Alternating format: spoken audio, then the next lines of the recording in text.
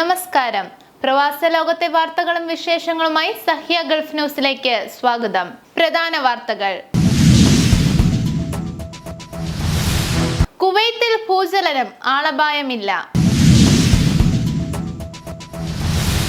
Indian നഗരങ്ങളിൽ Oman വിനോദസഞ്ചാര പ്രചരണം.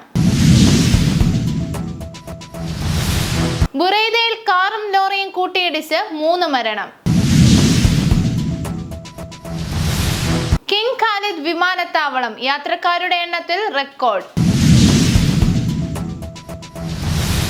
വാഹനാപകടത്തിൽ മരിച്ചയാളുടെ അവകാശികൾക്ക് 2 ലക്ഷം ദിർഹം നൽകാൻ കോടതി ഉത്തരവ്. ദുബായ് RTA-ക്ക് ISO അംഗീകാരം.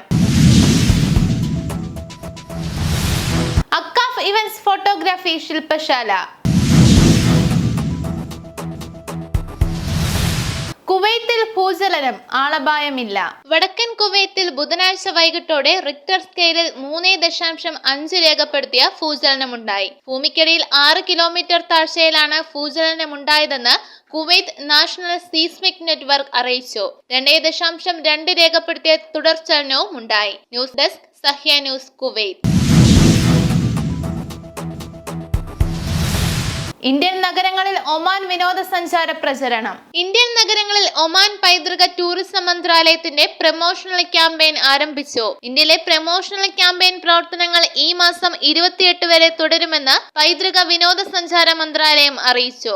ഒമാനും ഇന്ത്യയും തമ്മിലുള്ള ബന്ധം ശക്തിപ്പെടുത്തുക, സമ്പന്നമായ ഒമാനി ചരിത്ര പൈതൃകം, പ്രകൃതി രമണീയമായ ടൂറിസം സാധ്യതകൾ, വിവാഹങ്ങൾ, ഇവന്റുകൾ, കോൺഫറൻസ്, ആകർഷകമായ സ്ഥലങ്ങളും വൈവിധ്യമാർന്ന അനുഭവങ്ങളും ഉയർത്തിക്കാട്ടുകയുമാണ് പ്രമോഷണൽ ക്യാമ്പയിൻ ലക്ഷ്യമിടുന്നത്.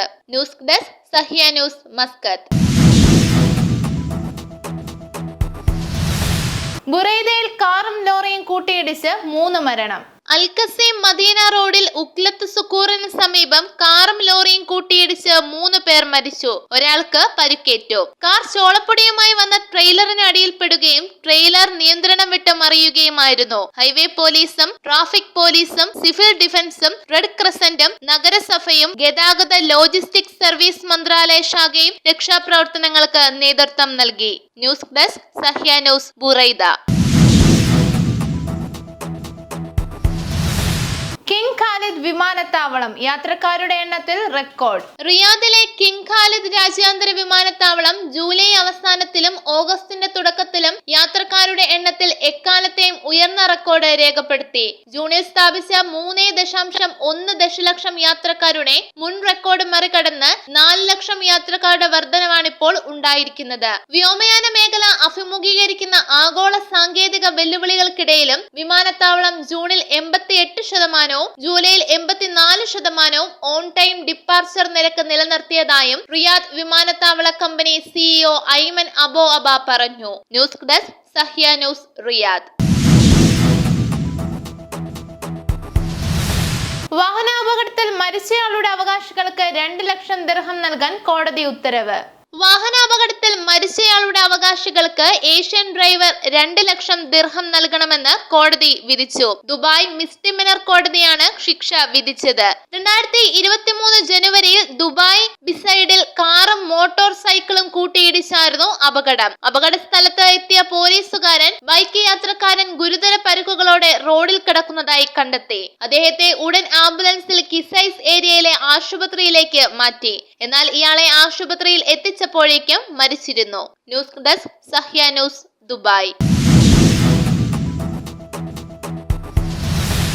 ദുബായ് RTA-ക്ക് ISO അംഗീകാരം. റോഡ്സ് ആൻഡ് ട്രാൻസ്പോർട്ട് അതോറിറ്റിക്ക് ഇന്ത്യ, മിഡിൽ ഈസ്റ്റ്, തുർക്കി, ആഫ്രിക്ക മേഖലയിൽ ആദ്യ ISO 10007 അംഗീകാരം. ഏറ്റവും മികച്ച സേവനങ്ങൾക്കും അടിസ്ഥാന സൗകര്യങ്ങൾക്കുമാണ് അംഗീകാരം. മെട്രോയുടെ കൃത്യമായ സർവീസും സാങ്കേതികത്വവുമാണ് അംഗീകാരത്തിന് പരിഗണിച്ചത്. News desk, Sahya news, Dubai. AKCAF events photography ശില്പശാല. അക്കാഫ് ഇവന്റ്സ് വനിതാ വിഭാഗം ബുർജുമാൻ ഐ ബ്രാൻഡ് കണക്റ്റുമായി ചേർന്ന് ഫോട്ടോഗ്രാഫി ശില്പശാല സംഘടിപ്പിച്ചു. ഷാജി ഷൺമുഖം ശില്പശാലയ്ക്ക് നേതൃത്വം നൽകി. നരേന്ദ്ര മേനോൻ, മുഹമ്മദ് അർഫാൻ ആസിഫ്, സോഫിയ ഫെർണാണ്ടസ് എന്നിവർ മുഖ്യാതിഥികളായി. അക്കാഫ് വനിതാ വിഭാഗം അധ്യക്ഷ റാണി സുധീർ, പ്രസിഡന്റ് വിദ്യ പുതുശ്ശേരി, ജനറൽ സെക്രട്ടറി രശ്മി ഐസക് എന്നിവർ നേതൃത്വം നൽകി. News desk Sahya news, Dubai. ഇനി ഇന്നത്തെ ഗൾഫ് രാജ്യത്തെ കറൻസിയും ഇന്ത്യൻ രൂപയുമായുള്ള വിനിമയ നിരക്കുകൾ.